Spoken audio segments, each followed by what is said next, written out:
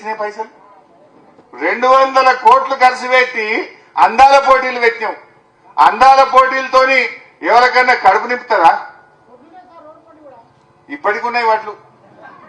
అందాల పోటీలతో ఎవరికన్నా అనాపైసా సాయం జరిగిందా?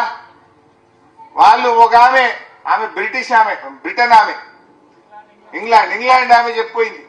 ఆ అందాల పోటీలో ఈ రేవంత్ రెడ్డి చుట్టూ ఉండే ఇద్దరు దోస్తులట, రేవంత్ రెడ్డికి బాగా సన్నిహితంగా ఉండే ఇద్దరు ఆమెతోని అనుచితంగా ప్రవర్తిస్తే, ఆమెను ఇబ్బంది పెడితే ఆమె తమ దేశానికి పారిపోయింది.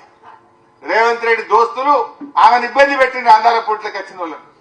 అయ్యా రేవంత్ రెడ్డి, నువ్వు అందాల పోటీలు ఒలగబెట్టినావు. నీ కాంగ్రెస్ పార్టీ నాయకులు నువ్వు ఈ విందులు వినోదాల కోసం అందాల పోటీలా? నేను అడుగుతున్నా రేవంత్ రెడ్డి, అందాల పోటీకి 5 సార్లు పోయిండు, 5 సార్లు పోయిండు. అందాల పోటీలను చూడడానికి 5 సార్లు పోయిన అందాల భామలను చూడడానికి ఒక్కసారి ఒక మార్కెట్ యార్డ్కి వచ్చి వడ్లెందుకు కొంటలేవని చూస్తేందుకు నీకు టైం దొరకలేదా? జనము జీలుగు విత్తనాలు ఎందుకు దొరకలేవని అడగనీకి నీకు టైం దొరకలేదా? 5 సార్లు పోయిండు అందాల పోటీలకు. గంట టైం దొరికిందా ముఖ్యమంత్రికి? ఇంకా వేరే పని లేదా నీకు? నీ దోస్తులు నీ చుట్టుండే కాంగ్రెస్ నాయకులేమో పాపం విదేశాల నుంచి వచ్చిన మహిళల పట్ల అనుచితంగా ప్రవర్తించి ఈ దేశ గౌరవాన్ని, ఈ రాష్ట్ర గౌరవాన్ని దెబ్బతీసిండ్రు ఇవాళ ఈ కాంగ్రెస్ పార్టీ నాయకులు. ఆమె మధ్యలోనే పోటీలో నుంచి విరమించుకొని తమ దేశానికి పారిపోయిందంటే అది మనకు చెడ్డ పేరు కాదా? నువ్వు ఏం చేసినావు? మచ్చ తెచ్చినావు ఈ రాష్ట్రానికి. కోట్ల రూపాయలు ఖర్చు పెట్టి నీకేదైనా చూసే షోకుంటే చూసినవేమో తప్ప ప్రజలకు చేసింది అయితే నువ్వేం లేదు. 4-5 సార్లు పోయినావు, భోజనాలు చేసినావు, చాలా ముచ్చట్లు పెట్టినట్టు పేపర్లో టీవీలో చూసినాం మేమైతే. ఇది ఎవరికి కావాలి? ఇది ఎవరిని ఉద్ధరించడానికి? జనము జీలుగు విత్తనాలు ఇవ్వమంటే శాత కాదు, రైతు బంధు ఇవ్వమంటే శాత కాదు. పడ్డదా రైతు బంధు? వానకాలం ఎగదొప్పిండు, యాసంగికి 2 ఎకరాలకు వేసిండు, మిగతాలకు ఎగ్గొట్టిండు. చెప్పింది 15,000 అందరికి ఇస్తా అన్నాడు, ఇప్పుడు కొందరికే ఇస్తా అంటుండు. ఇచ్చింది కొసరు, ఎగబెట్టిందేమో అసలు ఎగబెట్టిండు, కొసరంతా ఇచ్చిండు. ఇంతకు మించి ఏమైనా చేసిండా? ఇవాళ బాగా ఆలోచన చెయ్యండి. ఇవాళ ప్రజలు కూడా కోరుకుంటున్నారు మళ్ళీ కేసీఆర్ రావాలి, మళ్ళీ బీఆర్ఎస్ ప్రభుత్వం వస్తేనే మా బాధలు తీరుతాయని ఇవాళ అందరూ కూడా కేసీఆర్ దిక్కు చూస్తున్నారు. తరుగు అని అసెంబ్లీలో మాట్లాడిండు. ఎక్కడ తరుగు తీస్తలేం వడ్లు అన్నాడు. తీస్తురా లేదా? 3 నుంచి 10 కిలోలు తీస్తురు. నీ 11 కిలోలు తీసిరా? అగో ఏం పేరు నీ పేరు? మా లక్ష్మీనారాయణ 11 కిలోలు తీసినట్టు తరుగు. ఇక అసెంబ్లీలో మాట్లాడవా అంటే రేవంత్ రెడ్డి ఏమేమి తరిగే తీస్తలేం, తరుగు తీస్తే మరి పలుగు వలగొడతా అన్నాడు. మరి ఇప్పుడు ఎవరిని వలగొట్టాలి? రేవంత్ రెడ్డిని వలగొట్టాలి. ఇప్పుడు మా లక్ష్మీనారాయణ కుల్లా చెప్తుండు పబ్లిక్ మీటింగ్ లో 11 కిలోల తరుగు తీసిండు నాది అంటుండు. ఏ ఊరికి పోయినా 5 కిలోలు 10 కిలోల తరుగు తీస్తుండు. సన్న వడ్లు కొంటే ఇప్పటికీ ₹1 బోనస్ రాలే. 1100 కోట్ల రూపాయలు సన్న వడ్లకు బోనస్ బాకీ ఉన్నది. అది కూడా ఎగబెట్టడానికి డౌట్ వస్తుంది నాకు. ₹1 ఇస్తలేడు సన్న వడ్లకు. చెప్పిండు బోనస్ అన్నాడు, బోనస్ బోగస్ చేసి పారేసిండు. ఆ వడ్లకు కూడా ఇంకా 2,000 కోట్ల రూపాయలు బాకీ ఉన్నది.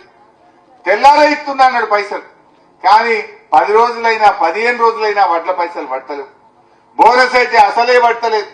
ఎరువులు సకాలంలో అందుతలేవు, విత్తనాలు దొరకలేవు. పత్తి విత్తనాల కోసం రైతులు ధర్నాలు చేసే పరిస్థితి వచ్చింది. నువ్వేం శాతగానువి? ఇంకా విత్తనాలు ఏది శాతగాని ముఖ్యమంత్రివి, నువ్వు ఆ పదవిలో నుండి అవసరమా అని నేను అడుగుతా ఉన్నా. ఇలా ఆలోచించండి. ఎవరిని ఉద్ధరించండి? రైతులకు ఏమైనా మంచిగా చేసిండా? ఆడోళ్ళకి ఆడపిల్లలకు ఏమన్నా చేసిండా? యువతకేమన్నా చేసిండా?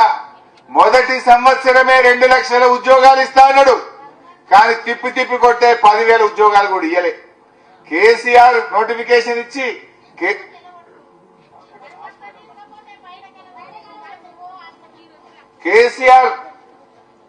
ఆ రోజు నోటిఫికేషన్ ఇచ్చి పరీక్ష పెట్టి రిజల్ట్స్ ఇచ్చిన వాళ్లకు కాగితాలు పంచి నేనేదో 20-30 ఉద్యోగాలు ఇచ్చిన అంటాడు. ఇవాళ నువ్వు ఇచ్చింది 10,000. ఇవాళ కేసీఆర్ ఆనాడు బీఆర్ఎస్ ప్రభుత్వం 1,67,000 మందికి ప్రభుత్వ ఉద్యోగాలు ఇచ్చింది. నువ్వు మొదటి ఏడాది 2 లక్షలు ఇస్తా అన్నావు, 10,000 కూడా ఇవ్వకుండా యువతను కూడా మోసం చేసినావు. కేసీఆర్ గురుకులాల్లో కడుపు నిండి అన్నం పెట్టి పిల్లల్ని మంచిగా చదివించిండు. రేవంత్ రెడ్డి వచ్చినాక ఆ గురుకులాల పిల్లలు దవాఖానల పాలవుతుంది. 60-70 మంది పిల్లలు గురుకుల పిల్లలు ఇవాళ చనిపోయినటువంటి పరిస్థితి ఉంది. ఇవాళ రేవంత్ రెడ్డి ప్రభుత్వం నిజాలు చెప్పుడు అలవాట్లేదు. కానీ వాళ్ళ దురదృష్టం ఏంటంటే నిజం చెప్తే అబద్ధాలు ఆడాల్సిన అవసరం ఉండదు. కానీ ఒక అబద్ధం ఆడి ఆ అబద్ధాన్ని కప్పిపుచ్చుకోవడానికి కాంగ్రెస్ వాళ్ళు ఇంకా 100 అబద్ధాలు ఆడుతున్నటువంటి పరిస్థితి ఈరోజు మనం చూస్తా ఉన్నాం. సో కాంగ్రెస్ నాయకులు ఇలా విందులు వినోదాల కోసం అందాల పోటీలు పెట్టినట్టు కనబడతా ఉంది. అందాల పోటీలకు ఎవరు పోయినరు? విందులకు వినోదులకు రేవంత్ రెడ్డి, ఆయన మంత్రులు, ఆయన పార్టీ నాయకులు 24 గంటలు ఆయనతో ఉండేటోళ్ళ కోసమే ఇవాళ అందాల పోటీలు పెట్టిండు. ఈ రాష్ట్రానికి చెడ్డ పేరు వచ్చింది తప్ప మంచి పేరు మాత్రం రేవంత్ రెడ్డి తీసుకురాలేదు. ఇవన్నీ కూడా మనం కూడా గమనించాల్సిన అవసరం ఉంది. వీళ్ళంతా మోసమే, అంతా ఆగమాగం జగన్నాథం లెక్క అయిపోయింది కదా. ఇవాళ ఏది చూసినా కొనెళ్తలేదు, ఏ కార్యక్రమం కొనెళ్ళది, ఏ ముచ్చట కూడా ఇవాళ కొనెళ్ళినటువంటి పరిస్థితి లేదు.